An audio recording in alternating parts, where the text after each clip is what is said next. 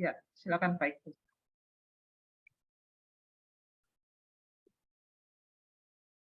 Oke. Silakan Pak. Ya, shalom Bapak Ibu Saudara yang dikasihi dalam Tuhan Yesus Kristus. Malam hari ini kita kembali lagi belajar di dalam teologi sistematik, yaitu tentang soteriologi. Jadi saya akan mulai dengan teologi sistematika dasar dari soteriologi ya, tentang doktrin keselamatan. Ya, yang paling penting dalam pemahaman kita sebetulnya apa sih yang membedakan antara iman Kristen dengan kepercayaan yang lain? Justru pembedanya adalah terletak di dalam doktrin soteriologi ini. Jadi ketika kita percaya Yesus dan Yesus menjanjikan bahwa ketika kita percaya kepadanya kita beroleh hidup yang kekal. Itulah pembedanya sebetulnya antara iman kita dengan kepercayaan yang lain. Karena disitulah letak kepastian keselamatan itulah yang Yesus berikan bagi orang-orang yang percaya kepadanya. Nah, nanti kita akan belajar bersama-sama bagaimana kita akan melihat karya Tuhan di dalam penyelamatan. Oke, sebentar saya akan share materi ya. Ya, share screen. Share screen aja Pak, aku udah share di sini. Aku udah share kalau untuk materi ke peserta ya. Bapak silakan kalau mau share screen. Oke.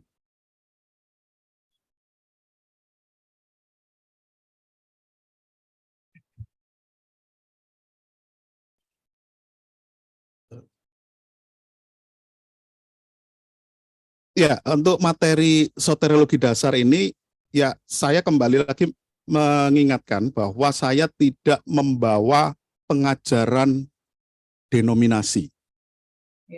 Ya, Bapak Ibu Saudara harus ditandai ya. Jadi saya tidak sedang menjelaskan denominasi dari gereja saya. Saya juga tidak sedang mengajarkan pengajaran dari denominasi gereja lain. Tapi kita kembali back to the Bible. Apa kata Alkitab tentang segala sesuatu, bukan apa kata saya tentang Alkitab, bukan apa kata kita semua tentang Alkitab, tapi mari kita belajar jujur, setia kepada teks dan konteksnya. Jadi kalau apa yang saya paparkan di sini itu sama dengan konsepnya denominasi ini, ya berarti itulah yang selaras dengan Alkitab. Ya, nanti kalau saya tidak sesuai dengan pemahaman dasar Alkitab, tolong saya dikoreksi, ya. Jadi tolong jangan di framing Pak Iktus ini mengajarkan denominasinya. Ya kalau Bapak Ibu tahu, kemarin saya memperkenalkan diri bahwa saya ini orang Pantai Kosta ya. Orang Pantai Kosta. Tapi saya yakinlah saya tidak akan mengajarkan doktrin Pantai Kosta di sini ya. Yang kita akan lihat adalah soteriologi dasar dari kebenaran Alkitab. Oke, saya mulai pemaparan materi ini dari sebuah cerita. Ya mungkin Bapak Ibu sudah pernah mendengar cerita ini. Ini adalah cerita ya anekdot atau cerita-cerita yang humor tapi tidak lucu ya menurut saya. Tapi saya akan sampaikan tentang ada misteri mayat di samping rel kereta api. Nah, ketika ada sosok mayat di sebelah rel kereta api gitu ya, di samping rel kereta api. Kemudian datanglah, ini kita bicara orang Kristen lah yang sedang menjumpai mayat ini. Ada pertama orang Lutheran, ketemu, loh kok ada mayat di rel kereta api? Kok bisa terjadi seperti ini? Mereka mengatakan, oh mungkin orang ini sedang mengalami pada waktu naik kereta, kemudian dia tertidur mungkin ya, berdiri di sebelah pintu, tertidur, lalu jatuh dan mati. Kemudian datanglah orang Pantai Kosta. Kemudian dia melihat ada mayat. Bagaimana mayat ini bisa terjadi ini? Dia mengatakan, oh mungkin itu ada kuasa kegelapan yang ada di kereta api, sehingga dia didorong keluar dan terjatuh dari kereta api. Kemudian datanglah orang dari Anabaptism. Melihat mayat itu kemudian dia komentar, oh ini pasti dia berantem tuh di atas kereta api dengan orang yang lain. Berantem kemudian dia dilempar dan mati di pinggir rel kereta api. Kemudian datanglah orang Injili. Dia melihat mayat itu. Dia lihat orang, kenapa sih? Dia bilang, kenapa sih kalian kok selalu menghubungkan mayat ini dengan kereta api? Bisa jadi mayat ini tidak ada hubungannya dengan kereta api. Dia bukan juga penumpang dari kereta api itu. Jadi kita mau lihat dari cerita ini apa sih yang kita bisa ambil? Ya cerita kan tidak lucu ya. Artinya ini hanya ilustrasi pengantar saja. Ya, tidak selalunya mayat itu harus dihubungkan dengan kereta api. Itulah yang seringkali terjadi perdebatan sekarang kan.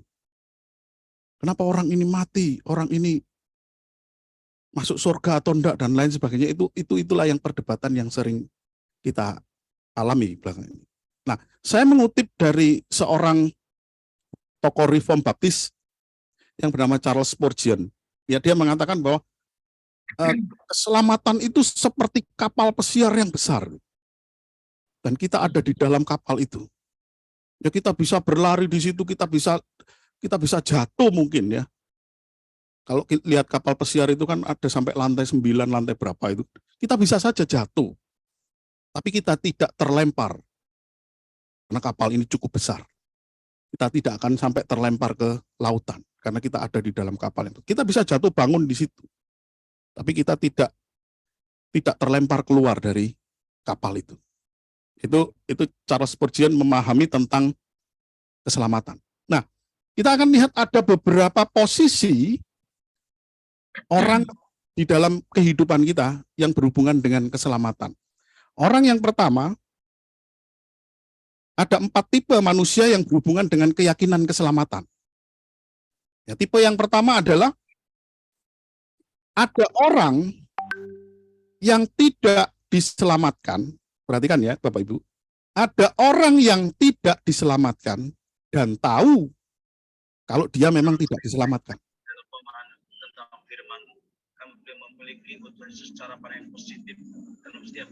Mungkin bisa di-mute. Saudara. Ya oke, silakan. Ya oke. Ya jadi tipe manusia yang pertama, orang ini tidak diselamatkan dan dia tahu kalau dia tidak diselamatkan. Itu orang pertama. Orang yang kedua adalah ada orang yang statusnya itu orang itu diselamatkan, tapi dia tidak tahu kalau dia diselamatkan. Dia ini orang yang diselamatkan, tapi dia tidak tahu kalau dia diselamatkan. Nah, mungkin kalau Bapak Ibu bisa merenungkan yang tipe yang kedua ini, inilah orang-orang yang menjadi tujuan kita memberitakan Injil, ya kan? Dia orang yang diselamatkan, tapi posisinya enggak tahu ada di mana. Mungkin ada nyelisip di RT 6 gitu ya. Mungkin sedang ada di mana gitu. Nah, ketika dia mendengar Injil yang kita beritakan, yang orang lain beritakan, dia dipanggil untuk percaya kepada Yesus. Ini orang-orang golongan yang kedua. Nah, golongan yang ketiga adalah orang yang diselamatkan dan dia tahu kalau dia diselamatkan. Dia yakin bahwa dia diselamatkan. Tipe yang ketiga. Ya, saya berharap kita semua yang ada di room ini adalah orang yang ketiga ini. Kita yakin bahwa ketika kita percaya Yesus sebagai Tuhan dan Juru Selamat, oleh karena Roh Kudus, maka kita diselamatkan dan beroleh hidup yang kekal. Itu orang yang ketiga. Nah, ada orang yang keempat ini, Bapak Ibu Saudara. Ya, ada orang yang tidak diselamatkan, tetapi dalam tanda kutip dia tahu kalau dia diselamatkan. Orang yang keempat ini, ada orang yang tidak diselamatkan, tapi dia tahu, dalam tanda kutip ya, dia tahu kalau dia diselamatkan. Nah, kadang-kadang orang yang tipe 4 ini loh yang bikin resek, dia bikin kacau di dalam dunia kekristenan itu. Ya bahkan di gereja-gereja ini yang orang-orang yang seperti ini yang bikin kacau biasanya. Ya, saya berharap kita tidak ada di posisi orang yang keempat. Ya. Ya, jadi kalau kita belajar tentang soteriologi atau keselamatan, itu tidak bisa kita lepaskan dari yang namanya dosa. Karena dosa inilah manusia sudah kehilangan kemuliaan Allah. Dia di dalam kondisi yang tidak bisa tidak berdosa. Itu yang dialami oleh manusia setelah Adam dan Hawa jatuh dalam dosa. Kehidupan kita tidak bisa tidak berbuat dosa. Artinya di dalam Kejadian pasal 6 ayat yang kelima mengatakan kecenderungan hati manusia itu hanya membuahkan kejahatan di mata Allah. Kejahatan semata-mata. Ya. Artinya ketika kita orang-orang yang berdosa ini, ya, kita memiliki original sin, maka original sin itulah yang make actual sin. Artinya kenapa manusia itu berbuat dosa?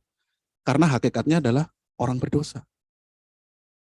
Ya, itu berbeda dengan pemahaman kepercayaan lain. Kepercayaan lain berkata bahwa manusia itu lahir seperti kertas putih, teori tabula rasa. Tidak berdosa, kudus. Nah, ketika dia berdosa, mencuri misalnya, baru dicatat sebagai dosa. Yang pertama dilakukan manusia itu adalah mencuri. Kemudian kedua dicatat lagi. Tapi kekristenan tidak mempercayai itu. Kekristenan kita lahir dalam natur yang berdosa. Natur yang berdosa itulah yang membuat kita itu berbuat dosa. Keberadaan kita yang berdosa itulah yang menghasilkan perbuatan-perbuatan dosa. Ya. Kemudian sebenarnya seriuskah kita memandang dosa? Seberapa seriuskah kita memandang dosa? Ya, memang dosa itu adalah penyebab dari segala sesuatu yang terjadi saat ini. Ya, kerusakan moral dan sakit penyakit, ada kesedihan, ada kekecewaan dan kematian itu adalah akibat dari dosa. Itu yang kita alami. Oleh sebab itu, ketika Adam di dalam Kejadian pasal 3, ya, dia mengalami kejatuhan, disitulah mulai dosa itu ada di dalam dunia. Ya, bukan hanya dosa itu ada di dalam dunia, tetapi dampak buruk dari dosa juga masuk ke dalam dunia. Ya, hasilnya apa? Maka dunia itu penuh dengan hal-hal, ya, kematian lah, kemudian sakit hati, rasisme, abuse, ya, peperangan, pembunuhan, dan lain sebagainya itu adalah akibat dari dosa itu. Inilah yang terjadi pada dunia, bahwa ada kekacauan sehingga kita harus menyadari bahwa dunia ini sudah tidak sempurna. Ya. Lalu seserius apakah dosa itu? Ada orang yang beranggapan bahwa dosa itu tidak terlalu serius. Ya, memang dosa adalah sumber dari masalah, tapi tidak terlalu serius kok.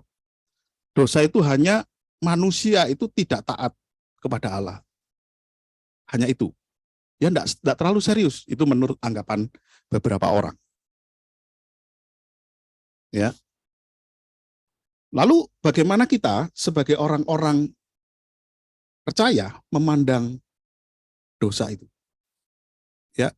Ketika manusia itu jatuh dalam dosa, maka manusia perlu adanya aturan-aturan. Tujuannya untuk apa?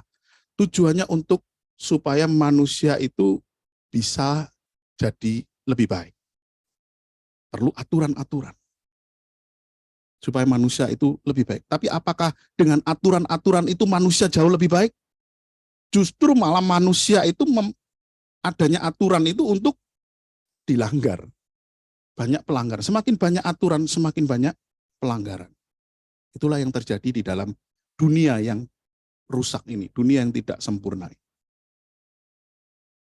Lalu bagaimana? Ada orang juga yang beranggapan seperti ini, saudara. Ada yang beranggapan dosa itu serius banget. Dosa itu sangat serius. Karena apa? Karena dosa itu berhubungan dengan keinginan daging kita, keinginan manusiawi kita. Jadi kita harus menekan keinginan kita supaya dosa ini tidak bertumbuh. Ya, kalau saudara pernah mengalami di era-era tahun 80 90-an, ada beberapa gereja itu yang menekankan ini. Ya, kita tidak boleh bergaul dengan dunia. Ya, kita tidak bisa bergaul dengan dunia, produk-produk dunia. Jadi dilarang baca koran, dilarang lihat televisi. Karena itu produk dunia. Sampai ada yang seperti itu. Saya mengalami. Ada satu denominasi gereja yang kolotnya seperti itu, Saudara. Tapi enggak tahu sekarang masih seperti itu atau tidak. Itu saya alami dulu pada waktu saya masih sekolah Alkitab dulu ya. Jadi dia tidak boleh baca koran, tidak boleh lihat TV karena itu adalah berhubungan dengan duniawi. Nah, ada beberapa orang yang beranggapan bahwa dosa itu sangat serius. Karena dosa itu berhubungan dengan keinginan daging kita, keinginan hawa nafsu kita. Kita harus menekan itu semua. Ya, jadi untuk mengalahkan dosa bagaimana caranya? Yaitu dengan mengalahkan keinginan kita. Kita harus tekan keinginan kita. Caranya bagaimana? Kita harus meditasi, ya, bertapa, menjadi seorang biksu, menjadi seorang petapa, ya, menyendiri dari dunia luar. Apakah itu membuat manusia itu semakin dekat dengan Tuhan atau semakin dia bisa mengalahkan dosa itu? Ternyata juga tidak bisa. Nah, lalu bagaimana dengan kita? Bagaimana orang percaya itu, orang yang, ya saya kasih nama kekristenan yang alkitabiah, bagaimana kita memandang dosa? Harusnya kekristenan yang alkitabiah yang berdasarkan atas Alkitab, ya, karena kita semua di sini sepakat bahwa Alkitab itu adalah kebenaran yang tertinggi. Ya, di atas logika, di atas segala kebenaran Alkitab adalah kebenaran yang absolut. Ya, justru harusnya kita jauh lebih serius memandang dosa daripada yang orang kira bahwa orang Kristen itu enak ya. Kan hidupnya sudah diselamatkan sama Tuhan Yesus. Lalu dia bisa hidup sembarangan. Kalau ada orang yang beranggapan seperti itu tidak pernah diajarkan di dalam Alkitab. Justru kita serius memandang dosa. Kalau kita benar-benar orang percaya yang berlandaskan Alkitab, firman Tuhan. Ya, harusnya kita lebih serius. Nah, kalau dosa itu tidak serius, seperti yang kita kira, lalu untuk apa Allah Bapa itu mengutus anaknya ke dalam dunia ini? Karena dosa, akibat dosa itu serius, saudara. Saudara akan mengalami kebinasaan kekal. Saudara tidak akan pernah merasakan bagaimana Allah itu mengasihi saudara. Kalau dosa itu saudara berpandangan bahwa dosa itu tidak serius. Karena serius itulah, maka Bapa dengan kasihnya yang besar, ya kasihnya tidak ada kasih yang lebih besar dari ini, dia telah memberikan anaknya yang tunggal, supaya saudara dan saya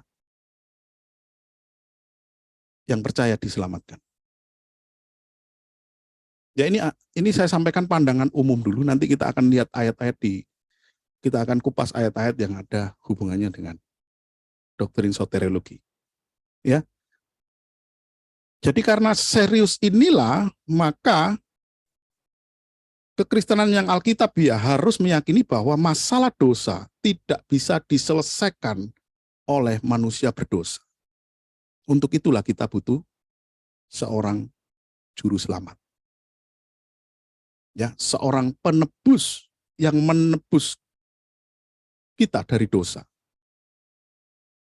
Itulah yang diajarkan oleh Alkitab, bahwa begitu besar kasih Allah akan dunia ini, sehingga dia menyerahkan anaknya yang tunggal sebagai bentuk kasihnya yang terbesar. Ya. Jadi tidak ada kasih yang lebih besar daripada kasih ini. Ya, jadi kalau Anda orang yang sudah percaya Yesus, kemudian ketika saudara berbuat melayani Tuhan, saudara berharap bahwa Allah lebih mengasihi saudara, tidak ada kasih lagi yang lebih besar, karena kasih yang besar itu sudah dicurahkan. Ya, jadi saudara tidak perlu berharap, oh aku akan dikasih Tuhan lebih lagi. Tidak. Kasih Tuhan itu sudah mentok di dalam pemberian anaknya ini. Tidak ada kasih yang lebih besar lagi. Dan kita sudah menerima itu sebagai kasih karunia yang terbesar dalam hidup kita. Kemudian, kita akan melihat bagaimana posisi ya, orang-orang berdosa. Roma pasal 3 mengatakan bahwa semua manusia itu berdosa. Ya, bagaimana keadaan manusia di luar Kristus? Sejatinya saudara sebelum mengenal Kristus itu siapa? Saudara itu. Saudara dan saya. Saya dan saudara adalah orang-orang berdosa. Kita ada di luar Kristus sebelum kita ditebus. Ya, Efesus pasal 2 ayat 1, bisa minta tolong saudara bacakan? Ada yang bantu saya untuk bacakan ayat. Efesus pasal 2 ayat yang pertama.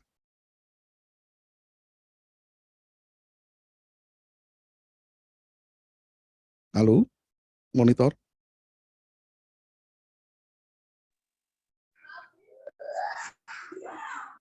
Ya, Pak. Efesus pasal 2 ayat 1. Bisa minta tolong dibacakan. Efesus 2 ayat 1 ya? Ya, ayat 1 sampai 3 ya. Ayat 1 dulu aja, Bu. Ayat 1 dulu. Silakan Bro Ojol. Efesus 2 ayat 1. Karena dahulu sudah mati, kamu adalah sudah mati karena pelanggaran-pelanggaran dan dosa-dosamu. Oke, sampai di situ dulu. Ya, ayat pertama Paulus mengatakan kamu dahulu sudah mati karena pelanggaran-pelanggaran dan dosa-dosamu. Ya, mati di dalam pelanggaran dan dosa. Yang dikatakan mati di sini apa? Kita sepakat bahwa kematian itu kematian secara rohani. Rohani. Iya kan? Nah, artinya mati secara rohani ini apa?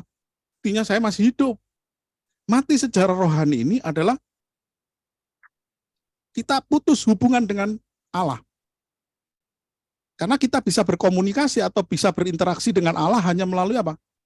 Rohani kita, kehidupan rohani kita. Nah, itulah yang karena dosa itu kita sudah putus, mati. Dikatakan artinya mati apa? Tidak berkuasa melawan dosa. Jadi kita dalam perbudakan dosa. Artinya mati di sini bukan mati seperti yang kita pahami orang mati ya. Tapi mati di sini adalah tidak berkuasa melawan dosa. Jadi kita mati karena pelanggaran-pelanggaran dan dosa-dosa kita. Itu kondisi manusia di luar Kristus. Nah, bukti bahwa kita mati di dalam pelanggaran dan dosa, tolong dilanjutkan ayat yang kedua. Kamu hidup di dalamnya karena kamu mengikuti jalan dunia ini. Karena kamu menaati penguasa kerajaan angkasa, yaitu roh yang sekarang sedang bekerja di antara orang-orang durhaka. Ya, jadi bukti bahwa kita mati dalam pelanggaran dan dosa, kita ini hidup di dalam dosa. Nah, ini kan ada sebuah kelihatan ada sebuah paradok di sini kan. Yang di ayat pertama mati, di ayat kedua hidup. Hidup ini artinya apa? Hidup artinya dia aktif berbuat dosa. Tandanya orang mati di dalam dosa, dia aktif berbuat dosa. Ya. Dan menjadi orang durhaka. Dikatakan di situ, kamu hidup di dalamnya. Di dalam apa? Di dalam pelanggaran dan dosa. Buktinya apa? Kita hidup di dalam pelanggaran dan dosa. Kita mengikuti jalan dunia ini. Dunia yang sedang dikuasai oleh roh yang menguasai dunia itu. Roh yang sekarang bekerja di antara orang-orang durhaka. Jadi ketika kita mati dalam pelanggaran dan dosa, kita bukti nyata bahwa kita mati dalam pelanggaran dan dosa, kita hidup dalam dosa. Kita aktif berbuat dosa. Dan kita terhitung dalam hitungan orang-orang durhaka. Ya, yang seharusnya kita ini di ayat ketiga apa? Dikatakan apa? Dilanjutkan, Pak. Sebelumnya dahulu kami semua juga terhitung di antara mereka. Ketika kami hidup di dalam hawa nafsu daging dan menuruti kehendak daging dan pikiran kami yang jahat. Pada dasarnya kami adalah orang-orang yang harus dimurkahi, sama seperti mereka yang lain. Ya, nah jadi ayat ketiga menyatakan bahwa kita ini adalah terhitung orang-orang durhaka. Karena apa? Karena ketika kami hidup dalam hawa nafsu daging, menuruti kehendak daging dan pikiran kami yang jahat. Pada dasarnya kami, ketika Paulus berbicara kami itu adalah dia merujuk kepada orang pilihan dan bukan orang pilihan. Pilihan dalam hal itu orang Yahudi dan orang di luar Yahudi. Orang Israel di luar orang Israel. Ketika kita berbicara kami ini orang-orang Yahudi juga terhitung di antara orang-orang durhaka juga. Ketika orang-orang pilihan itu menuruti keinginan daging, hawa nafsu daging, dan kehendak daging. Kita terhitung semuanya, manusia yang berdosa ini terhitung orang-orang durhaka yang harus dimurkai. Artinya apa? Harus dihukum. Saudara semua, saudara dan saya, ketika kita di luar Kristus, kita ini selayaknya harus dimurkai. Kita harus menerima penghukuman dosa. Karena kalau kita berbicara tentang keadilan Allah itu menghukum dosa. Saudara dan saya terhitung di dalam semuanya itu. Ya. Ini tadi yang saya sudah jelaskan, mati di dalam dosa itu adalah gambaran yang sempurna untuk ketidakberdayaan manusia melawan dosa dan juga merespon panggilan Allah. Jadi orang yang berdosa, orang yang mati secara rohani, itu gambaran yang sempurna untuk ketidakberdayaan kita melawan dosa dan merespon kasih karunia Allah itu. Tolong dibukakan Roma pasal 3. Roma pasal 3 ayat yang ke-11.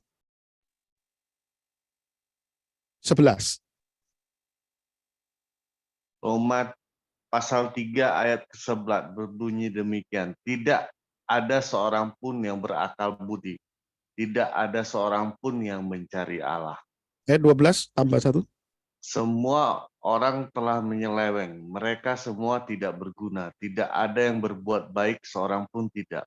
Ya. Nah, Roma mempertegas kondisi kita sebelum kita percaya Yesus. Kondisi saudara dan saya di luar Kristus. Dikatakan di situ, tidak ada seorang pun yang berakal budi. Tidak ada seorang pun yang mencari Allah. Berarti orang berdosa punya iman enggak, saudara? Enggak ada. Tidak. Karena dia tidak bisa merespon panggilan Allah. Dia tidak bisa mencari Allah yang sejati. Karena di sini dikatakan tidak ada seorang pun yang mencari Allah. Jadi ketika orang berdosa itu mencari sendiri Allahnya, ya ketika dia ketemu pohon, dia pikir Tuhan, ya dia sembah jadi Tuhan. Ketika dia bertemu batu, dia sembah batu, batulah jadi Tuhannya. Itulah yang terjadi di dalam kehidupan orang berdosa. Makanya banyak pemahaman-pemahaman animisme, dinamisme pada zaman-zaman yang dahulu itu ya. Karena mati. Rohanian mereka yang bisa berhubungan dengan Allah yang sejati itu mati.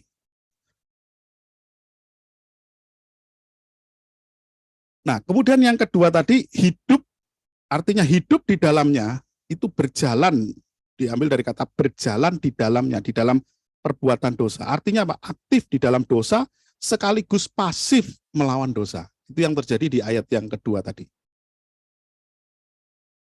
Nah, kita akan lihat bagan yang, ya saya katakan bagan yang simpel. Ya. Saudara lihat di layar, bagan yang pertama,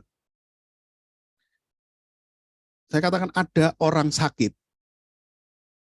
Orang sakit itu minum obat, lalu sembuh, sehingga dia akhirnya bisa bekerja atau bisa berolahraga.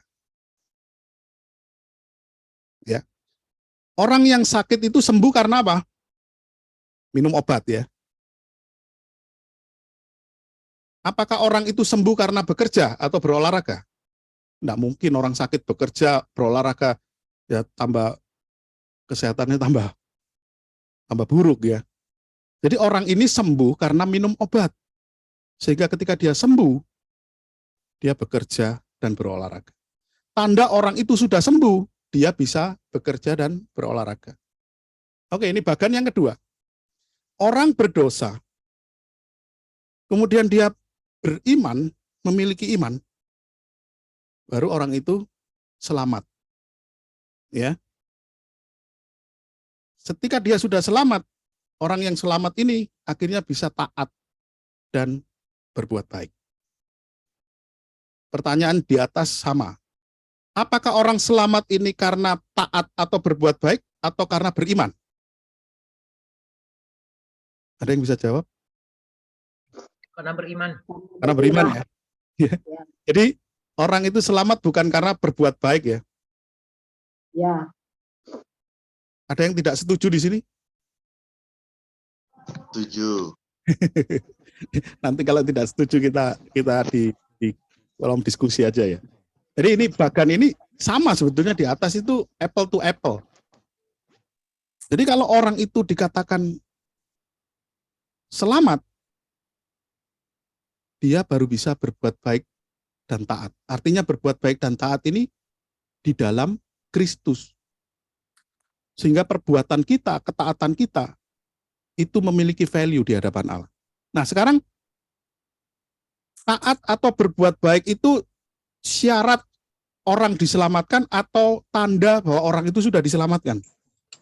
Tanda. Tanda ya? Sepakat ya? Bukan syarat ya?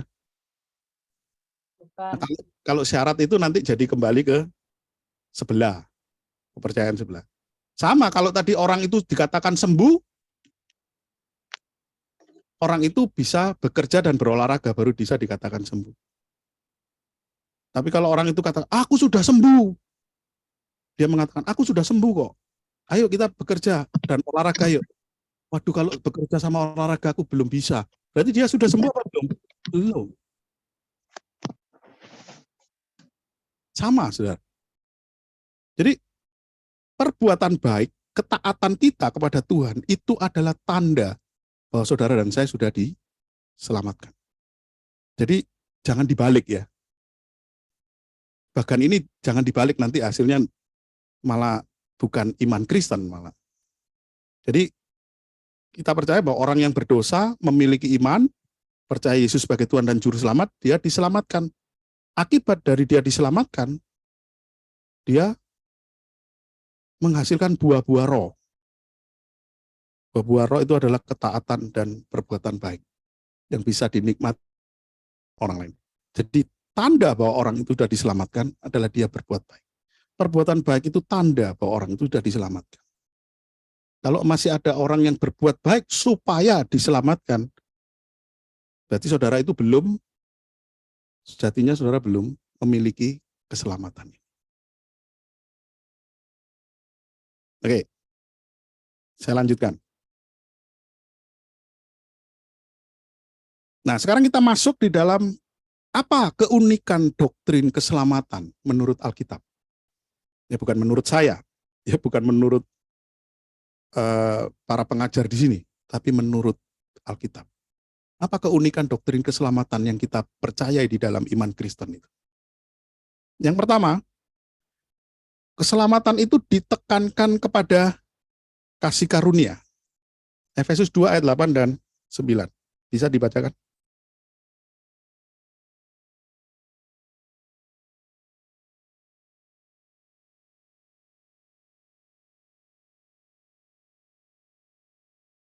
Efesus pasal 2 ayat 8 dan 9.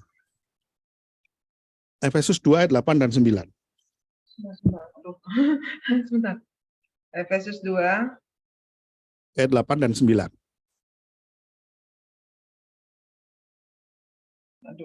Sorry. Efesus 2 ayat 8 dan 9. Ayat 8. Sebab karena kasih karunia, kamu diselamatkan oleh iman. Itu bukan hasil usahamu, tetapi pemberian Allah. Itu bukan hasil pekerjaanmu. Jangan ada orang yang memegahkan diri. Iya. Nah, Efesus 2 ayat 8 mempertegas bahwa kita ini diselamatkan oleh karena kasih karunia, oleh iman. Berarti baik kasih tadi kita sudah baca di Roma tadi ya, tidak ada orang berdosa yang punya iman.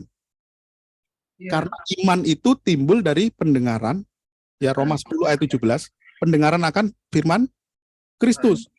Ya ketika orang itu mendengar firman Kristus, maka timbul iman. Nah, bagaimana proses mendengar firman kemudian timbul iman, itu ada prosesnya. Itu yang namanya ordo salutis. Nanti lain waktu kita akan belajar. Dari firman timbul iman, itu ada proses yang namanya lahir baru. Ya. Nah, Alkitab menjelaskan bahwa kasih karunia dan iman itu adalah pemberian Allah. Artinya apa? Ada enggak prosentase perbuatan kita di situ? Tidak ada. Dikatakan itu bukan hasil usahamu. Berarti kalau berbicara kasih karunia, itu 100% karya Allah. Tidak ada 0,01% pun usaha kita menerima kasih karunia. Karena berbicara kasih karunia definisinya apa, saudara? Kita ini sebetulnya orang-orang durhaka yang layak dimurkai tadi di ayat 1, 2, dan 3 tadi. Kita ini harusnya dimurkai, dihukum. Tapi karena kasih dan rahmatnya yang besar, dia memberikan kasih karunia-Nya. Anugerah, grace. Itu artinya Anda itu tidak layak, harusnya dihukum, tapi diberikan kasih karunia. Ada usahamu di situ? Tidak ada. Oh ada Pak, saya menerimanya, itu kan usaha saya. Ya, nanti kita akan lihat, ya. Saudara bisa percaya itu juga karena siapa? Karena saudara dilahir barukan oleh Roh Kudus. 1 Korintus 12 ayat 3 mengatakan tidak ada seorang pun yang bisa mengaku Yesus itu Tuhan kalau bukan karena Roh Kudus. Saudara bisa percaya itu pun kerja Allah melalui kasih karunia. Saudara diberikan iman itu. Jadi iman itu pun pemberian Allah. Karena tidak ada manusia berdosa yang memiliki iman. Jadi kalau berbicara kasih karunia, itu semua 100% karya Allah. Kalau ada 1% karya saudara di situ, berarti itu bukan kasih karunia. Ya. Bukan kasih karunia. Kalau ada 1% pun ya, 0,01% pun usaha kita, berarti itu bukan kasih karunia. Dikatakan itu bukan hasil pekerjaanmu, jangan ada orang yang menyombongkan diri atau memegahkan diri. Nah itu, jadi keunikan doktrin keselamatan kita itu penekanannya adalah pertama adalah pada kasih karunia Allah. Yang kedua, sekarang kita lihat posisi perbuatan baik di dalam keselamatan. Tadi di bagian tadi, posisi perbuatan baik itu menurut kita, itu syarat atau akibat? Akibat kan? Akibat dari kita diselamatkan oleh kasih karunia, kita berbuat baik. Oke, tolong disambung ayat yang ke-10. Efesus 2 ayat yang ke-10. Ayat 10, karena kita ini buatan Allah, diciptakan dalam Kristus Yesus untuk melakukan pekerjaan baik yang dipersiapkan Allah sebelumnya. Ia mau supaya kita hidup di dalam. Ya, jadi posisi perbuatan baik itu karena saudara dan saya sudah ditebus oleh kasih karunia. Diselamatkan oleh kasih karunia di ayat 8 dan 9 tadi. Dikatakan, karena kita ini buatan Allah, diciptakan dalam Kristus Yesus. Kapan kita diciptakan dalam Kristus Yesus? Saat penebusan. Saat kita ditebus oleh Kristus. Saat kita mengaku bahwa aku percaya bahwa Yesus adalah Tuhan dan Juru Selamatku. Roma 10 ayat 14. Ketika orang itu, Roma 10 ayat 9 dan 10. Ketika orang itu percaya dalam hati, dengan mulut, bahwa Yesus adalah Tuhan, maka orang itu diselamatkan. Nah, saudara dan saya hanya melihat manusia sesama itu Dari apa? Dari perkataannya kan. Hatinya kan tidak ada yang tahu, hanya Tuhan yang tahu. Tapi dari mulutnya keluar pengakuan, Yesus adalah Tuhan dan Juru Selamat. Kemudian dikatakan di ayat yang ke-10, kita diciptakan dalam Kristus Yesus, artinya dilahirbarukan dalam Kristus Yesus. Tujuannya untuk apa? Melakukan perbuatan baik. Melakukan pekerjaan baik. Pekerjaan baik yang mana? Yang dipersiapkan Allah sebelumnya. Ini luar biasanya Allah kita, saudara. Sebelum saudara dipanggil, ditebus, diselamatkan oleh kasih karunia melalui iman, perbuatan baik itu sudah disiapkan. Nah, nanti kamu akan hidup ini loh. Hidupi keselamatanmu ini. Hidupi perbuatan baik yang aku sudah sediakan. Jadi orang, kalau saya simpulkan dari Efesus 2 ayat 10, orang itu tidak dapat berbuat baik dalam standar Allah kalau orang itu belum diselamatkan. Apakah manusia berdosa bisa berbuat baik? Bisa. Tapi apakah itu memenuhi standar Allah? Matius pasal 5 ayat 48 mengatakan apa? Hendaklah kamu sempurna seperti Bapamu yang di surga adalah sempurna. Tidak ada yang sempurna, Bapak Ibu Saudara. Tapi nanti kita akan lihat bagaimana cara kerja Tuhan di dalam menyelamatkan kita. Ya, oke. Jadi sampai di sini paham bahwa kita perbuatan baik, posisi perbuatan baik di dalam keselamatan kita adalah karena kita sudah diselamatkan, bukan supaya kita diselamatkan. Ya. Oke, ayat yang bisa menguatkan, minta tolong dibacakan Titus pasal 3 ayat 5.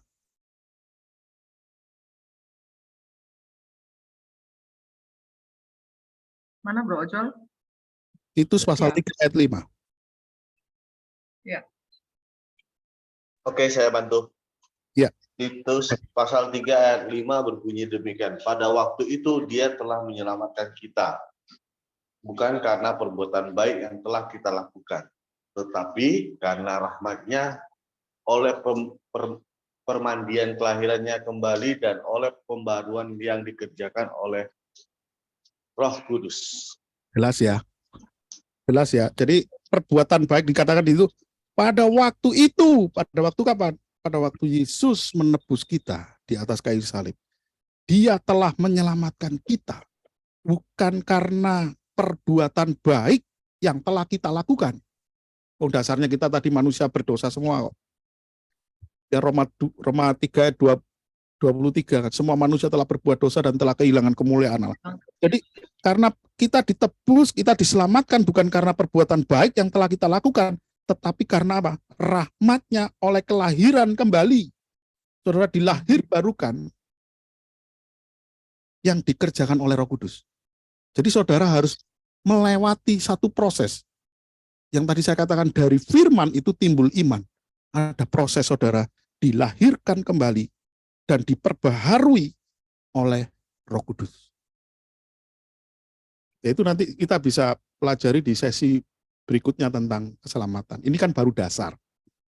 Supaya kita bisa mengerti posisi kita sebagai orang berdosa, kemudian kita diselamatkan. Hal yang ketiga. Nah, di sini saudara, ini yang membedakan kita dengan kepercayaan yang lain nih. Ada kepastian keselamatan. Amen. Kepastian keselamatan di sini bukan kesombongan, Bapak Ibu Saudara. Karena yang memastikan bukan saya. Sekali lagi yang memastikan saudara selamat sampai pada akhirnya itu bukan saya. Kalau saya yang memastikan saudara selamat, berarti saya sombong. Tapi ini yang memastikan siapa? Tuhan sendiri. Ada kepastian keselamatan. Efesus pasal 1 ayat 13-14. Di dalam Dia kamu juga, karena kamu telah mendengarkan firman kebenaran, yaitu Injil keselamatan, di dalam Dia kamu juga. Ketika kamu percaya dan dimateraikan dengan Roh Kudus yang dijanjikannya itu. Ayat 14, dan Roh Kudus itu adalah jaminan bagian dari kita sampai kita memperoleh seluruhnya, yaitu penebusan yang menjadikan kita milik Allah dan untuk memuji kemuliaan-Nya. Ya, di dalam Kristus, ya sekali lagi Allah mengerjakan segala sesuatu itu termasuk menyelamatkan saudara dan saya. Dia kerjakan di dalam Kristus, bukan di luar Kristus. Semua dikerjakan di dalam Kristus. Di dalam Kristus, kamu juga ketika mendengar firman kebenaran, apa firman kebenaran? Yaitu Injil keselamatanmu. Dan di dalam Kristus juga ketika kamu percaya atas pemberitaan Injil keselamatan itu, kita dimateraikan dengan Roh Kudus. Materainya jelas, Roh Kudus. Ya. Yang Roh Kudus yang mana? Roh Kudus yang dijanjikannya dulu waktu Yesus masih hidup. Dia pernah menjanjikan ada Parakletos, ada penolong. Roh Kudus itulah yang mengerjakan apa yang Yesus lakukan, memateraikan. Namanya materai itu, apakah kalau kita biasa bikin materai, apakah materai itu bisa dicabut? Oh, ini salah nih suratnya, cabut dulu materainya, pindah lagi. Bisa begitu? Nggak bisa, Bapak Ibu. Ya, ketika saudara percaya oleh pemberitaan Injil, firman Injil keselamatan itu, dan kita percaya oleh karena Roh Kudus, saudara dimateraikan. Yang namanya materai itu tidak bisa cabut. Oh, misalnya, ini saya materaikan nih Pak Hendri, sudah percaya Yesus, dimateraikan. Kemudian di tengah jalan Pak Hendri nakal. Oh, Pak Hendri nakal, tak cabut lagi materainya, tidak jadi worong. Itu bukan pekerjaan Allah. Ya. Karena namanya materai itu tanda bahwa kita ini milik Allah. Ya, Roh Kudus itu materai itu jaminan. Ya, Tuhan menjanjikan kehidupan kekal kan? Yohanes 3 ayat 16. Nah, untuk saudara bisa percaya akan janjinya itu, Tuhan berikan materainya, jaminannya. Jaminannya apa? Roh Kudus. Roh Kudus itu adalah jaminan, down payment. Untuk saudara apa dikatakan? Roh Kudus itu adalah jaminan bagian kita sampai kita memperoleh seluruhnya. Memperoleh apa? Memperoleh janji keselamatan itu. Roh Kudus itu sebagai down payment. Memperoleh seluruhnya, yaitu penebusan yang menjadikan kita milik Allah. Jadi ketika ada Roh Kudus dimateraikan dalam diri saudara dan saya, itu tanda bahwa kita milik Allah. Tidak ada satupun kuasa yang bisa memisahkan kita dari kasih Allah, karena ada materai itu. Iblis pun tidak mikir panjang, saudara. Kalau saudara ada materai di dalam diri saudara, ada materai. Materainya itu Roh Kudus. Iblis bisa tahu mana yang sudah dimateraikan, mana yang belum. Ya. Kemudian satu ayat lagi, 1 Petrus pasal 1 ayat 3-5. Terpujilah Allah dan Bapa Tuhan kita, Yesus Kristus, yang karena rahmat-Nya yang besar telah melahirkan kita kembali oleh kebangkitan Yesus Kristus di antara orang mati, kepada sesuatu yang hidup, yang penuh pengharapan, untuk menerima sesuatu bagian yang tidak dapat binasa, yang tidak dapat cemar dan yang tidak dapat layu, yang tersimpan di surga bagi kamu, yaitu kamu yang dipelihara dalam kekuatan Allah karena imanmu, sementara kamu menantikan keselamatan yang telah tersedia untuk dinyatakan pada zaman akhir. Ya. Oke, pelan-pelan ya, Bapak Ibu Saudara, perhatikan ayat ini, perikop ini luar biasa. Saya mulai ayat yang ketiga, kita lihat pelan-pelan ya. Terpujilah Allah dan Bapa Tuhan kita Yesus Kristus, yang karena rahmat-Nya yang besar. Jadi alasan dia menyelamatkan saudara dan saya, itu karena dia memiliki rahmat yang besar. Bukan karena saudara baik, bukan karena saudara ganteng, bukan karena saudara kaya, bukan karena saudara hebat, lalu Tuhan menyelamatkan saudara. Bukan, tapi karena rahmat-Nya yang besar, telah, dikatakan di situ, melahirkan kita kembali oleh kebangkitan Yesus Kristus. Saudara tandai, nanti orang yang menerima pengharapan untuk menerima suatu bagian itu orang yang seperti apa? Orang yang telah dilahirkan kembali melalui kebangkitan Yesus Kristus dari antara orang mati kepada suatu hidup yang penuh pengharapan. Pengharapan untuk apa? Untuk menerima suatu bagian. Bentuknya apa, Pak? Sebagian itu. Enggak tahu, Petrus enggak menjelaskan apa-apa di situ. Tapi suatu bagian itu dikatakan tidak dapat binasa, artinya kekal, tidak dapat cemar, ya, tidak ada dosa yang mencemari itu, dan yang tidak dapat layu. Jadi suatu bagian yang diberikan kepada saudara dan saya yang sudah dilahirbarukan di ayat yang ketiga, sesuatu apa itu? Yang tidak dapat binasa, yang tidak dapat cemar, yang tidak dapat layu, yang tersimpan di sorga bagi kamu, saudara dan saya. Ya, bagi kamu. Kamu ini siapa di sini? Yaitu kamu yang dipelihara dalam kekuatan Allah. Karena alasan apa? Karena imanmu tadi. Saudara yang percaya kepada Yesus, yang beriman kepada Yesus sebagai Tuhan dan Juru Selamat dan dimateraikan oleh Roh Kudus melalui proses lahir baru tadi, saudara adalah orang-orang yang dipelihara dalam kekuatan Allah. Saudara harusnya bangga. Saudara harusnya yakin bahwa kita ini dipelihara dalam kekuatan Allah. Sementara kita ini menantikan apa? Keselamatan yang akan tersedia apa telah tersedia di situ? Halo?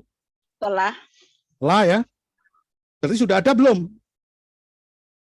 Ada. Sudah ada. Tadi ayat yang keempat tadi mengatakan sesuatu yang tidak dapat binasa, tidak dapat cemar, tidak dapat layu, yang tersimpan di sorga. Itulah yang akan Tuhan berikan. Itu telah tersedia. Tapi kita kan masih hidup di dunia. Makanya keselamatan saudara dan saya itu dikatakan sudah tapi belum. Kita belum menerimanya. Belum menerima suatu bagian yang tidak dapat binasa, tidak dapat cemar, tidak dapat layu itu. Tapi itu sudah disimpan sama Tuhan. Karena kata-kata di sini yang telah tersedia, bukan akan. Kalau ayatnya berkata akan, berarti belum pasti. Tidak ada kepastian lagi di situ. Betul ya? Karena ada kata telah. Maka saya bisa katakan, keselamatan kita ini pasti. Amin. Amin. Amin. Amin. Amin. Anda Amin. tergolong itu tidak mengerti atau Anda sedang membayangkan sesuatu Amin. yang suatu bagian itu tadi. Terpesona dengan pengajaran Bapak. Saking kagumnya keselamatan itu. Amin. Ya, amin.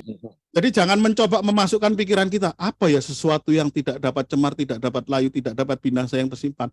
Sudah jangan mikirin itu. Kalau Alkitab tidak menyatakan apa-apa, jangan masukkan, oh itu mungkin sesuatu, oh itu mungkin mobil mewah ya, mungkin rumah mewah ya, mungkin rumah aku itu ada di real estate ya. Ya mungkin kalau rumahnya Ibu MKD mungkin di perumahan yang pinggir-pinggir lah. Nggak usah dipikirkan itu. Tetapi dikatakan di sini, sementara kita menantikan keselamatan yang bukan yang akan ya, yang telah tersedia untuk dinyatakan pada zaman akhir. Nah ini saudara perlu ketahui, bedanya zaman akhir dan akhir zaman. Itu berbeda. Kalau saudara ketemu dengan kata zaman akhir, yaitu zaman kita ini yang sudah berakhir. Artinya apa? Ketika kita bertemu dengan Tuhan, ya ketika kita sudah selesai tugas kita di dunia ini, Tuhan panggil kita, itulah zaman akhir kita. Tapi belum akhir zaman kan? Tuhan belum datang, tapi kita yang bertemu dengan Tuhan. Nah, disitulah kita akan diberikan sesuatu yang tidak dapat layu, tidak dapat cemar, tidak dapat binasa itu. Karena sudah telah. Nah, kalau telah itu saudara pasti menerima enggak? Pasti. Lawang yang memelihara kita itu kekuatan Allah. Saudara yakin dipelihara dalam kekuatan Allah untuk menerima itu? Kalau saya yakin. Amin. Tidak ada satupun yang akan memisahkan kita dari kasih Allah. Sekalipun saudara terjatuh, firman Tuhan katakan apa? Saudara tidak akan pernah dibiarkan tergeletak. Karena Tuhan menopang saudara. Itu bentuk pemeliharaan. Jadi jangan pernah digoyahkan. Oh, kamu itu bilang pasti selamat, pasti selamat. kamu itu sombong rohani. Loh, bukan yang memastikan Alkitab, firman Allah, bukan saya kok. Justru kalau dia tidak yakin bahwa keselamatannya itu pasti, justru orang itu menghina karya Kristus. Kristus itu sudah final, dia katakan tetelestai, finish. Aku sudah menebus dosamu. Dosa yang dulu, dosa sekarang, dan dosa yang akan datang sudah aku selesaikan, finish. Kalau ada dosamu yang belum selesai, berarti itu belum finish, Yesus katakan. Belum lunas. Jadi kata telah ini, itulah yang memastikan saudara dan saya pasti akan menerima keselamatan itu. Ya, oke, lanjut dulu. Nah, kemudian itu tadi keunikan keselamatan di dalam iman Kristen. Sekarang, mengapa keselamatan di dalam Yesus itu bersifat pasti? Yang pertama adalah karena kehidupan yang dijanjikan oleh Yesus itu bersifat kekal. Yohanes 3 ayat 16 berkata apa? Ini ayat hafalan kita. Karena begitu besar kasih Allah akan dunia ini, sehingga ia telah mengaruniakan anaknya yang tunggal, dan setiap orang yang percaya kepadanya tidak binasa, melainkan beroleh hidup yang kekal. Tuhan katakan apa? Disuruh percaya. Ayatnya tidak berkata, karena begitu besar kasih Allah akan dunia ini, sehingga dia memberikan anaknya yang tunggal, supaya setiap orang yang percaya dan berbuat baik, menerima hidup yang kekal. Ayatnya tidak berbicara begitu kan? Yang percaya kepadanya, beroleh hidup yang kekal. Nah, kita tadi sudah sepakat bahwa perbuatan baik itu akibat saudara percaya kepada Yesus. Saudara menerima keselamatan itu, baru saudara bisa melakukan perbuatan baik yang diberikan Allah. Loh iya Pak, tapi kan keselamatan harus dikerjakan sesuai dengan Filipi pasal 2 ayat 12. Itu kan selalunya. Nanti saya akan jelaskan ayat itu ya. Karena kadang-kadang orang mengutip Filipi 2 ayat 12 saja, dia lupa ayat 13 ada di situ, gitu loh. Nanti kita akan lihat ayat itu. Ya. Jadi mengapa keselamatan di dalam Kristus itu bersifat pasti? Karena kehidupan kekal yang dijanjikan oleh Yesus itu, kehidupan yang dijanjikan oleh Yesus itu bersifat kekal. Ya, kalau keselamatan di dalam Kristus itu tidak pasti, mudah-mudahan harus dengan perbuatan. Berarti itu yang dijanjikan oleh Yesus itu bukan hidup kekal, tapi hidup bersyarat. Syaratnya Anda harus berbuat baik. Nah, sekarang pertanyaannya, berapa persen perbuatan baikmu bisa memperoleh hidup kekal? Prosentasenya berapa? 50. Alas, Yesus 50%, saudara melakukan perbuatan saudara 50%. Sehingga saudara nanti di sorga berjabatan tangan dengan Allah, dengan Yesus. Kita sudah bekerja sama ya. Ya, kita sudah bersinergi. Ya, keselamatan kita itu sifatnya bukan sinergisme, tapi monergisme. Jadi kita tidak bisa melakukan apa-apa. Kita bisa taat, kita bisa melakukan perbuatan baik di dalam Kristus karena kita sudah ditebus dari surga. Itu yang harus kita pahami. Kemudian keselamatan di dalam Yesus bersifat pasti karena Allah sendiri yang berjanji untuk menjaga kita dengan kuasa-Nya. Oke, Yohanes pasal 10 ayat 28-29.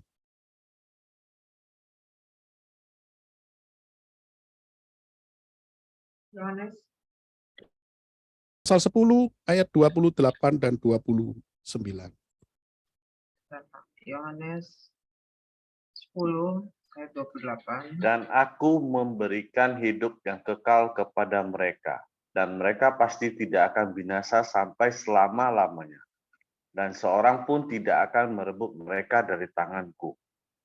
Bapakku yang memberikan mereka kepadaku lebih besar dari siapapun, dan seorang pun tidak dapat merebut mereka dari tangan Bapa.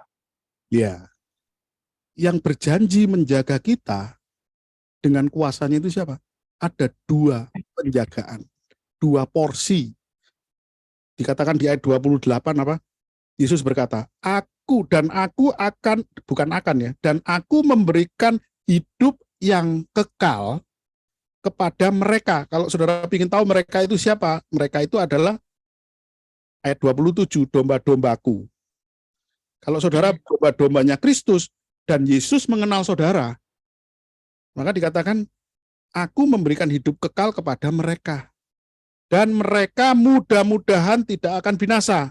Ada kata mudah-mudahan atau pasti di situ?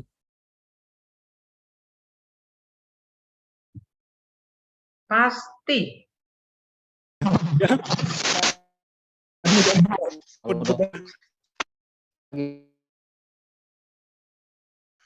Mudah-mudahan pasti. Mana ada mudah-mudahan pasti. Ya, jadi mereka pasti tidak akan binasa. Saudara garis bawahi Alkitab saudara, jangan Alkitab orang, jangan Alkitab temannya di garis bawahi, Alkitab saudara ditandai, pasti tidak akan binasa. Sampai kapan? Sampai selama-lamanya dalam kehidupan kekal. Dan seorang pun dikatakan apa? Tidak akan merebut mereka dari tanganku, kata Yesus. Kalau kita sudah ada di tangan Yesus, siapa yang bisa merebut kita dari tangannya? Ada? Ada kuasa apapun di dunia ini yang bisa merebut saudara dan saya? Tidak ada. Apakah saudara bisa merucut? Orang Jawa bilang merucut. Merucut dari tangan genggaman Yesus. Lu merucut, jatuh. Itu berarti Yesus tidak berkuasa. Ya. Tadi di awal tadi, di ayat sebelumnya tadi, dia Allah yang menjaga kita dengan kekuatannya. Allah yang menjaga kita dengan kuasanya. Sehingga Paulus katakan apa? Apa yang bisa memisahkan aku dari kasih Kristus? Kemelaratan, ketelanjangan, pedang, ya. Apa yang bisa memisahkan aku dengan kasih-Nya? Tidak ada, saudara. Kalau saudara ada di tangan Kristus, apapun yang terjadi, sekali Yesus, tetap Yesus. Haleluya. Amin. Ya. Oke, ayat berikutnya 2 Tesalonika 3 ayat 3. Boleh saya baca? Boleh, Ya, boleh. silakan. Beginilah firman Tuhan. Tetapi Tuhan adalah setia. Ia akan menguatkan hatimu dan memelihara kamu terhadap yang jahat. Amin. Ya. Siapa yang memelihara kita dari yang jahat? Tuhan. Tuhan itu setia. Jadi saudara akan dipelihara terhadap yang jahat. Janji Tuhan, bukan janji saya. Ya. Tetapi Tuhan kita itu setia. Ia akan menguatkan hatimu. Ketika kamu lemah, Tuhan kuatkan. Ketika kamu sedih, Tuhan hibur.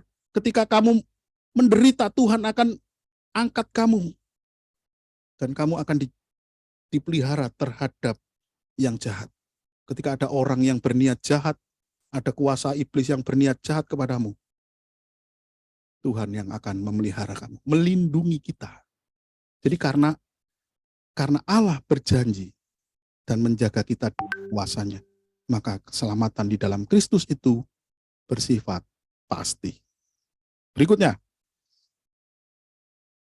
karena Allah yang mengerjakan kemampuan dan kemauan dalam diri kita untuk kita bisa menaati Dia. Nah, ini tadi Filipi pasal 2 bisa dibacakan ayat 12 dan 13. Filipi pasal, ya silakan Pak. Ya silakan Pak. Oh, hai saudara-saudaraku yang kekasih. Kamu senantiasa taat, karena itu tetaplah kerjakan keselamatanmu dengan takut dan gentar. Bukan saja seperti waktu aku masih hadir, tetapi terlebih pula sekarang waktu akan tidak hadir. Aku tidak hadir. Karena Allah lah yang mengerjakan di dalam kamu, baik kemauanmu maupun pekerjaan menurut kerelaannya. Ya, nah inilah seringkali yang disanggah orang ya. Loh, tapi kita kan harus mengerjakan keselamatan kita, Pak.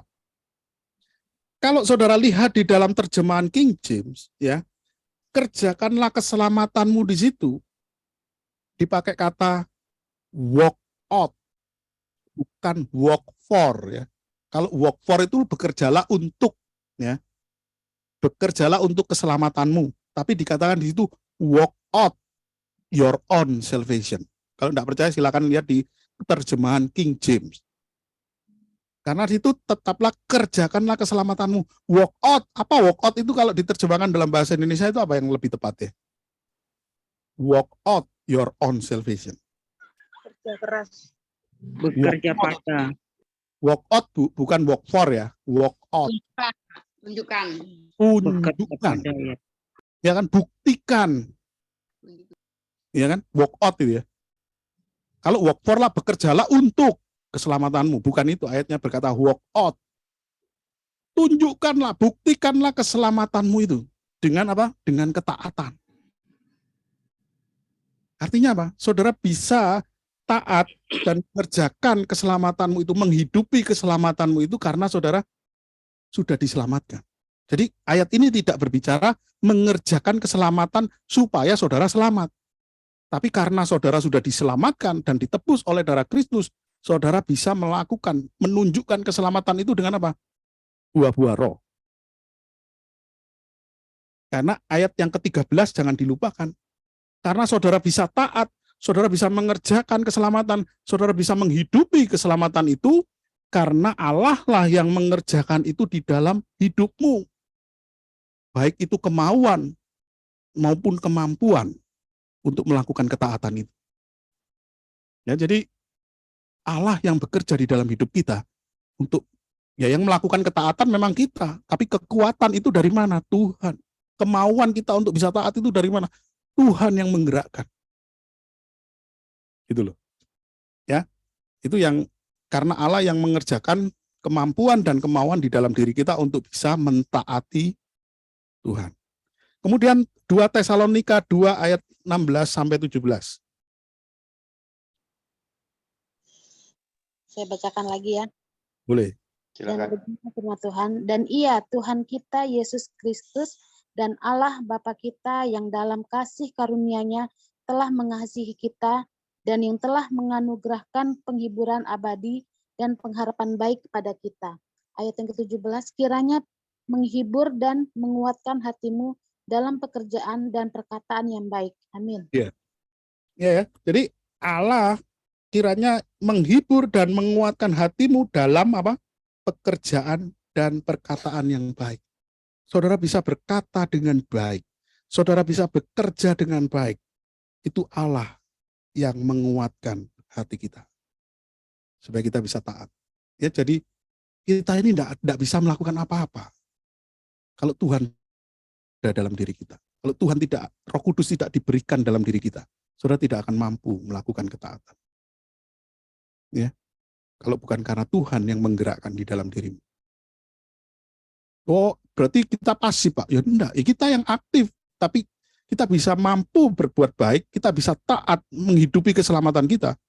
Itu Allah yang mengerjakan dalam hidup kita. Sehingga kita apa? Setiap hari kita bersyukur. Kita bisa hidup, kita bisa bekerja, kita bisa melayani Tuhan. Itu semua karya Roh Kudus di dalam diri saudara dan saya. Amin. Amin.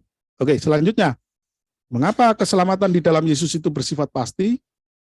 Yang keempat, karena kesempurnaan karya penebusan Kristus. Kesempurnaan karya penebusan Kristus. Oke, saudara bisa baca ayatnya ini sendiri, ya, saudara bisa screenshot. Kalau dibaca nanti terlalu lama, nanti kita dalam sesi tanya jawab aja. Ya, karena keselamatan di dalam Kristus itu sempurna, ya. Jadi dia menebus kita itu lunas, bukan dicicil. Jadi kalau bicara lunas, dosa kita yang dulu sekarang akan datang, sudah diselesaikan di kayu salib. Itu bagaimana bisa, Pak? Dosa kita yang belum kita lakukan, itu Kak, sudah ditebus, sudah diselesaikan. Kan dia membayar segala dosa kita. Nah sekarang, sebetulnya kita ketika kita percaya Yesus, kita ditebus. Oke, saya bertanya pada satu orang. Pak Hendri percaya Yesus tahun berapa, Pak? 2002, Pak. Oke, 2002. 2022. Oh, 2022? Desember saya baru dibaptis, Pak. Waduh, luar biasa. Nah, Pak Hendri percaya Yesus Desember 2022. Fresh from the oven, ya. Nah, Iya. Pak Hendri ditebusnya kapan? Saat saya percaya, saya mengaku saya percaya Ya, Tuhan oke. Yesus adalah Ya. Tuhan dan Juru Selamat saya, Pak. Ya, maksud saya Yesus menebus dosa Pak Hendri itu kapan? Atau pada Desember 2022 Yesus disalibkan lagi. Ini aku tak salib buat Hendri. Gitu. Enggak kan? Enggak. Artinya penebusan Pak Hendri itu terhisap 2000 tahun yang lalu ketika Yesus disalib. Iya, betul. Nah, kalau 2022 ditebusnya tahun 2000 tahun yang lalu, apakah dosa yang kemudian yang belum kita lakukan di tahun 2024, 2023 ditebusnya kapan? Ketika kita minta ampun. Ya sama 2000 tahun yang lalu. Ya. Artinya kan lunas. Nggak dicicil. Nah, banyak kan orang itu berpikir, ya Yesus pada titik aku bertobat, titik aku percaya kepada Yesus, dosaku sudah ditebus. Nanti berikutnya itu aku tanggung sendiri itu dosaku. Makanya saudara tidak pernah berhenti bergumul dalam dosa. Artinya di sini saya juga tidak melegalkan saudara untuk, oh yang penting dosaku sudah ditebus 2000 tahun, aku tak berdosa aja. Juga bukan begitu. Nah itu peran Roh Kudus itu di situ. Roh Kudus itu tugasnya apa? Untuk mengingatkan kita tentang dosa dan penghukuman. Hati-hati kalau kamu melakukan dosa ini, ada penghukuman yang, artinya penghukuman itu apa? Konsekuensi dosa yang menanti. Gitu loh. Bukan nanti ada penghukuman, oh kamu nanti dihukum. Ya, kalau kamu, kita janji Tuhan itu kita percaya Yesus tadi pasti di hidup kekal kok. Artinya ketika kita jatuh dalam dosa, itu berbeda kita hidup dalam dosa. Bedakan antara hidup dalam dosa dengan jatuh dalam dosa. Artinya ketika saudara percaya Yesus dan dilahir barukan oleh Roh Kudus, itu artinya bukan kekebalan atas dosa. Saudara bisa jatuh, tapi janji Tuhan apa? Saudara akan dibangkitkan kembali. Tidak terus di dalam dosa itu. Ya, janji Tuhan di situ. Artinya masih ada pengampunan. Dosamu diampuni. Diampuni kapan? 2000 tahun yang lalu. Besok misalnya ada saudara yang jatuh dalam dosa, jangan putus asa. Kasih Tuhan tetap, pengampunannya itu tetap terjadi dalam hidup kita. Ya, ketika kita sadar, Roh Kudus mengingatkan kita tetap bangkit. Tapi ada konsekuensi dosa harus kita tanggung. Misalnya kita jatuh dalam dosa, misalnya kita melakukan kebohongan misalnya. Kita sadar, kita minta ampun Tuhan, aku sudah membohongi teman saya.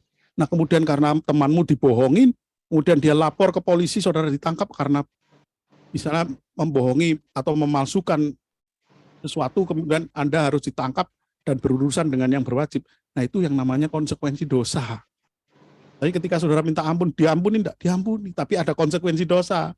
Secara hukum ya harus dihukum, saudara. Ya kan?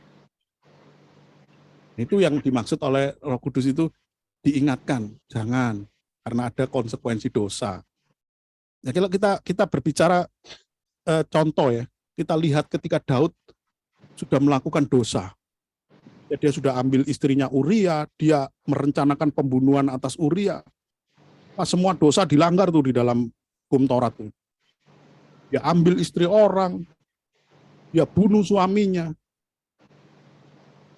Tapi ketika ditegur oleh Tuhan, dia minta ampun. Dosanya diampuni. Tapi ada konsekuensi dosa yang disampaikan oleh Nabi Nathan. Nanti ya konsekuensi dosanya berat. Ya saudara bisa baca itu. Dia harus melewati akhir hidupnya, masa tuanya dengan konsekuensi dosa. Dia harus melihat anaknya saling bunuh, kerajaannya pecah, gak karu-karuan, istrinya ditiduri oleh anak-anaknya. Apa enggak sakit konsekuensi dosa itu? Sakit, makanya Roh Kudus mengingatkan kita supaya kita jangan berbuat dosa. Karena konsekuensi dosa itu kita tanggungnya di dunia, bukan di akhirat. Ya enggak ada pengajaran kekristenan. Nanti kalau kamu di sini suka sabung ayam, nanti kamu di akhirat sana disabung sama ayam. Ya enggak ada begitu. Itu cerita-cerita dongeng. Ya. Oke lanjut ya. Tinggal sebentar kok saudara. Oke. Yang kelima, karena status kita sebagai anak-anak Allah tidak akan menerima penghukuman atau tidak akan dihukum. Status kita sebagai anak Allah tidak akan dihukum. Roma 5 ayat 9 sampai 10. Roma pasal 5. Lebih-lebih karena kita sekarang telah dibenarkan oleh darahnya. Kita pasti akan diselamatkan dari murka Allah. Sebab jika kita ketika itu masih berseteru diperdamaikan dengan Allah oleh kematian anaknya, lebih-lebih kita yang sekarang telah diperdamaikan, pasti akan diselamatkan oleh hidupnya. Ya, kembali di dalam 2 ayat ini kita ketemu kata pasti. Ya, karena kita merujuk pada kenapa keselamatan di dalam Kristus itu bersifat pasti. Ya, ini status kita di dalam Kristus sebagai anak-anak Allah. Ya, dikatakan ayat 9, lebih-lebih kita sekarang telah dibenarkan oleh darah Kristus. Kita pasti, ya, ada kata pasti lagi ya, jangan ragu-ragu saudara, pasti akan diselamatkan dari murka Allah. Kalau saudara sudah diselamatkan, ditebus oleh darahnya dari budak dosa tadi, ya, hamba dosa tadi, ditebus, diselamatkan, dibenarkan menjadi hamba kebenaran. Saudara dikuduskan, dibenarkan oleh darahnya. Dikatakan di situ, pasti akan diselamatkan dari murka Allah. Sebab jikalau kita masih seteru, kita seteru sama Allah, musuh. Karena dosa itu kita menjadi musuhnya Allah. Kita diperdamaikan melalui kematian Kristus.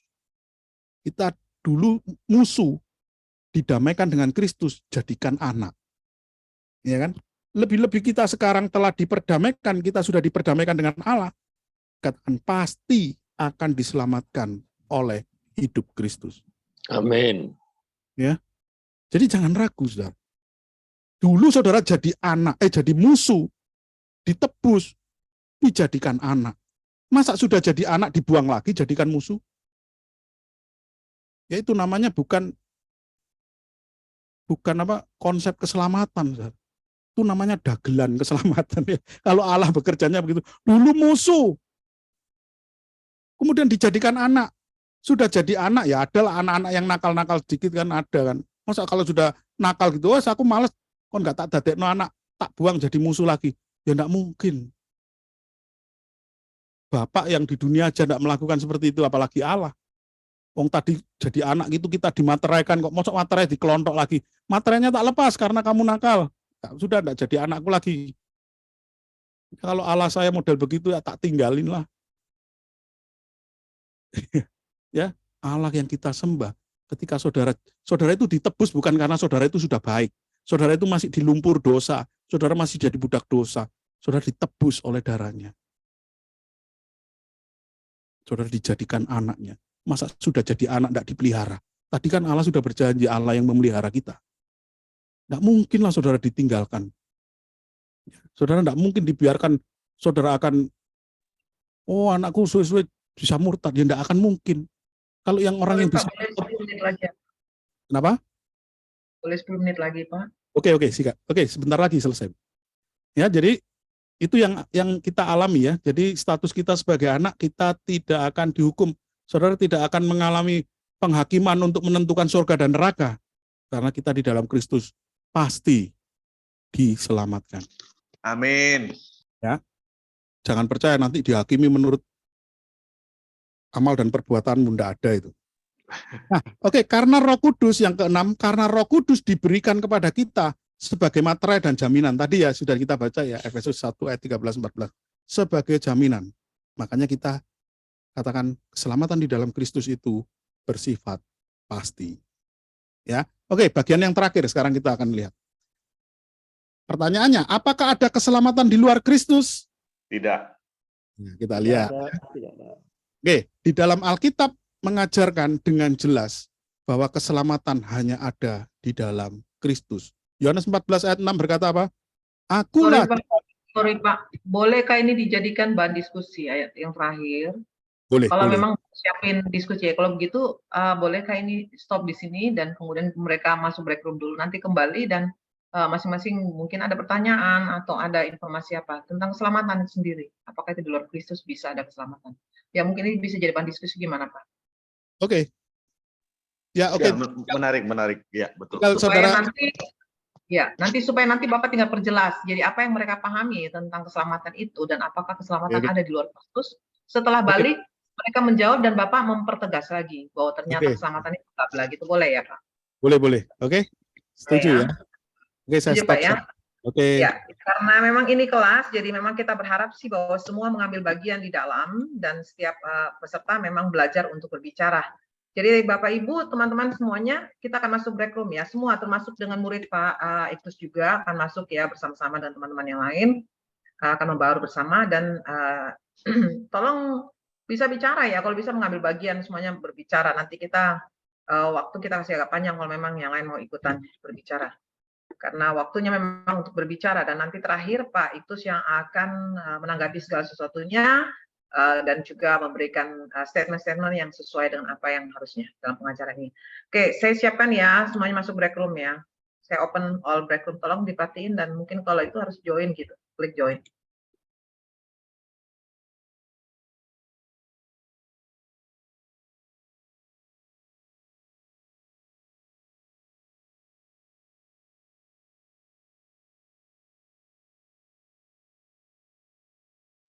Shalom. Bapak Ibu, shalom. Shalom, shalom. Shalom. Shalom, Pak Simon. Shalom Pak Simon. Pak Kaji. Shalom Pak. Assalamualaikum. Waalaikumsalam. Salam. Waalaikumsalam. Kaji. Kaji, salam juga Pak. Salam semuanya.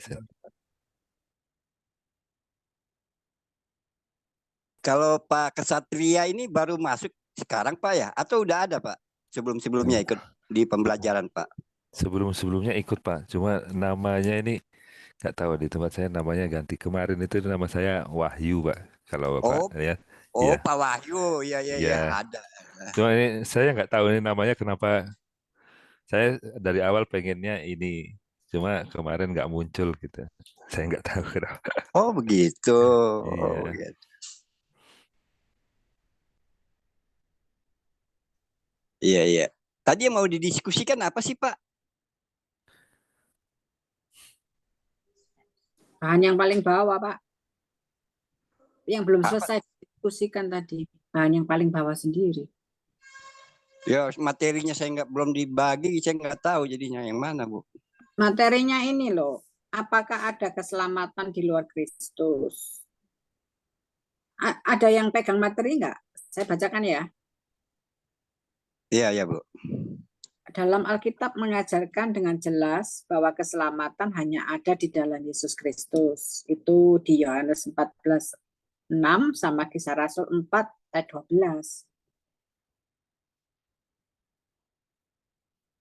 Jadi ini disuruh diskusikan yang ini. Lalu yang kedua, jadi mengapa keselamatan tidak ada di luar Kristus? Itu satu, karena perbuatan baik manusia tidak dapat mencapai standar Allah. Ayatnya Yesaya 64 ayat 6, Matius 5 ayat 48. Yang kedua, ada catatan lagi, karena hanya salib Kristus yang bisa memuaskan seluruh sifat Allah. Ini kan tadi belum diterangkan toh Pak, waktunya habis, jadi ini suruh bahan diskusi tadi.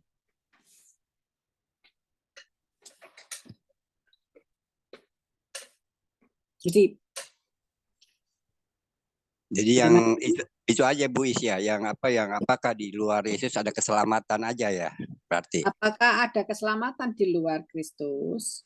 Kan pasti jawabnya nggak ada toh Pak. Ini tadi dibilang Yohanes 14 ayat 6. Dibuka aja ya supaya enak ya. Yohanes 14 ayat 6. Siapa yang mau buka? Ya Bu Is aja lah, langsung baca Bu Is. Ya, sebentar ya Pak. Akulah jalan, kata Yesus kepadanya.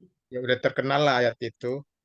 Ya, akulah jalan dan kebenaran dan hidup. Tidak ada seorang pun yang datang kepada Bapa kalau tidak melalui aku.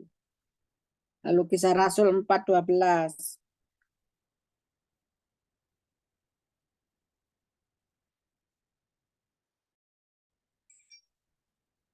Dan keselamatan tidak ada di dalam siapapun juga selain di dalam Dia. Sebab di bawah kolong langit ini tidak ada nama lain yang diberikan kepada manusia yang olehnya kita dapat diselamatkan.